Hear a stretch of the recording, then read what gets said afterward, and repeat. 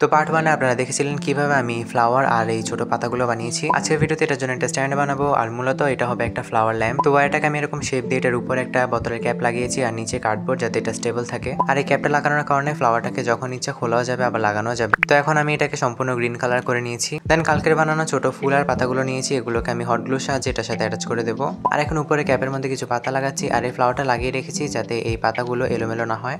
দেন এই তো সবগুলো পাতা লাগানো হয়ে গিয়েছে। আর এখন নিয়েছি আমি স্ট্রিং লাইট, আর এগুলো লাগানোর জন্য আমি আগে থেকেই ক্যাপটার মধ্যে একটা হোল করে রেখেছিলাম। এই হোলটার মধ্যে দিয়ে আমি স্ট্রিং লাইট গুলোকে এখন ইনসার্ট করব। তো সম্পূর্ণটা ইনসার্ট করা হয়ে গেলে আমি স্ট্রিং লাইট গুলোকে এভাবে ধরে দেন স্যালো টেপ দিয়ে সিকিউর করে নিয়েছি। দেন স্ট্রিং লাইট গুলো লাগানোর পর কালকের বানানো বড় ফ্লাওয়ারটা এটার সাথে লাগিয়ে দেবো। আর এটা যেহেতু বোতলের ক্যাপ তাই এটাকে টুইস্ট করে লাগালেই হবে। আর আপনি যখন তখন ফ্লাওয়ার আর লাইট দুইটাই চেঞ্জ করতে পারবেন। And here is the final look. Without light এটাকে as a decor piece use করা যাবে, আর উইথ লাইট তো এটা আরো বেশি সুন্দর দেখায়।